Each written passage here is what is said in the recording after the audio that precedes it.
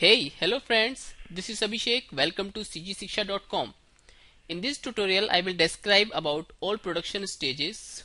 Stages like modeling, texturing, lighting, rigging, skinning, animation and rendering.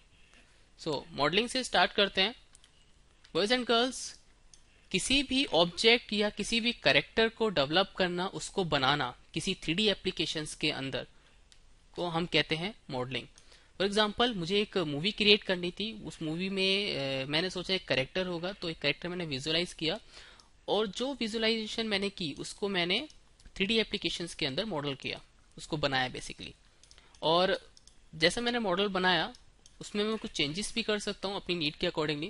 For example, मुझे model और ज़्यादा funny बनाना है, तो सपोज क्या करते हैं, और ज़्यादा इसको कार्टूनिस्टिक बनाना है, तो मैंने इसका हिप पार्ट सेलेक्ट किया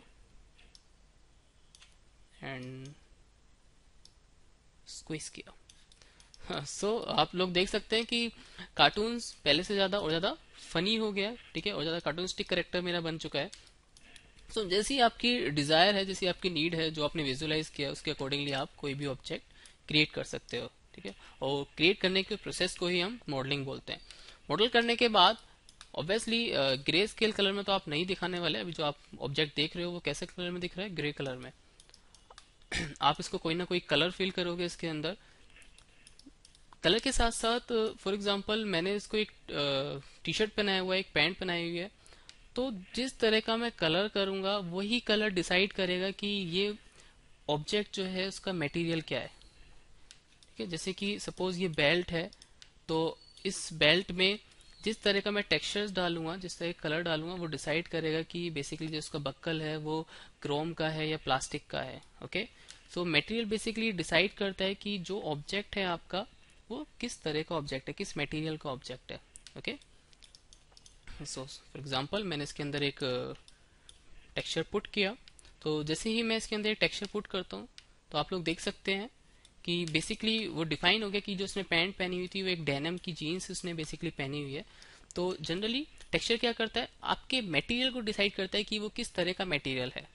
ओके, नाउ उसके बाद इस करेक्टर को मैं किसी प्लेस के अंदर असाइन करूंगा या कोई भी मेरा एनवायरनमेंट है उसके अंदर उसको प्लेस करूंगा. ओके, सो उस एनवायरनमेंट के अकॉर्डिंगली इसके कलर्स विजिबल होंगे, क्योंकि वहां पे जिस तरह की लाइट होगी उसी तरह से मेरा ऑब्जेक्ट विजिबल होगा. ये जितने भी सेक्शंस मैं आप लोगों को बता रहा हूँ, मॉडलिंग, टेक्सचरिंग, लाइटिंग, मैंने अब तक जो बताया, ये सारे ही सेक्शन मैं आप लोगों को बाद में एक्सप्लेन करूंगा. अभी सिर्फ मैं आप लोगों को एक ब्रीफ दे रहा हूँ कि एग्जैक्टली स्टेजेस में कैसे कैसे हम एक डिजायर आउटपुट पे पहुंचते हैं.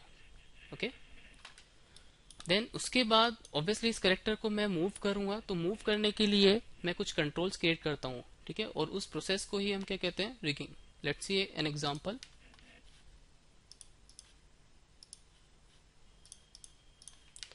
मेरे पास एक करेक्टर है.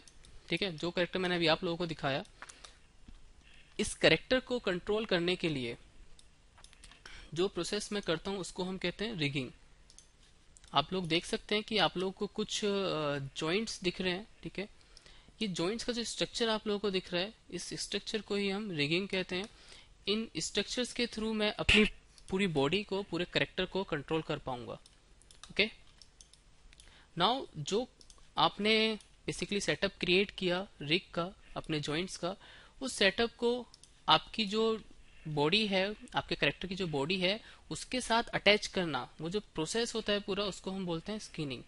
सो रिगिंग, पूरा बोन सेटअप तैयार करना इज ए रिगिंग, और उस बोन सेटअप को करेक्टर के साथ अटैच करना इज स्किनिंग. ओके, तो जैसे कि मैंने आप लोगों को बताया कि मैं कुछ कंट्रोलर्स क्रिएट करता हूँ.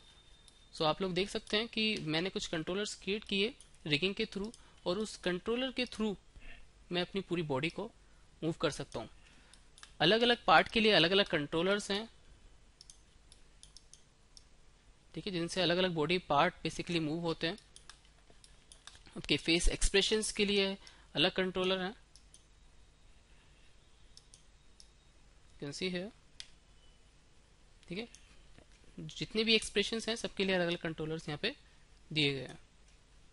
इन कंट्रोलर्स के थ्रू ही मैं अपनी पूरी बॉडी को मूव करूंगा. ओके, नाउ लास्ट में आपका आता है एनिमेशन। सपोज इस करेक्टर को मैंने इस स्टेयर से कुछ दूरी तक मूवमेंट डाली, तो वो जो मूवमेंट्स डालने का प्रोसेसिंग है, उसको हम बोलते हैं एनिमेशन। Let's see. आप लोगों ने देखा एक करेक्टर है जो स्टेयर से मेरे पास आया, मतलब कैमरे के पास आया, ठीक है। जो जितने भी मूवमेंट्स इसने किए यहाँ तक आने में, उस मूवमेंट्स को ही हम एनिमेशन बोलते हैं। ओके, देन ऑब्वियसली अभी तक आपने जो भी देखा, फॉर एग्जांपल ये जो शॉट है मुझे पब्लिक में दिखाना है, तो दिखाने के लिए मैं ऑब्वियसली सॉफ्टवेयर तो नहीं खोलूंगा, मैं इसका एक आउटपुट दिखाऊंगा और उसी आउटपुट को हम कहते हैं रेंडरिंग। इसका आउटपुट मैं आप लोगों को दिखाता हूँ। ये सेम सीन है जो अभी आप लोग देख रहे हो। जैसा ये आपको सॉफ्टवेयर में दिख रहा है, 3D एप्लीकेशन के अंदर दिख रहा है, वैसा आपको ये 2D व्यू पोर्ट पे नहीं दिखेगा, ठीक है। क्योंकि 2D व्यू पोर्ट पे जैसे मैंने इसको रेंडर किया, तो रेंडर में मेरी लाइटिंग भी अप्लाई हुई, प्रॉपर टेक्सचर्स की क्वालिटी मेरे पास निकल के आई।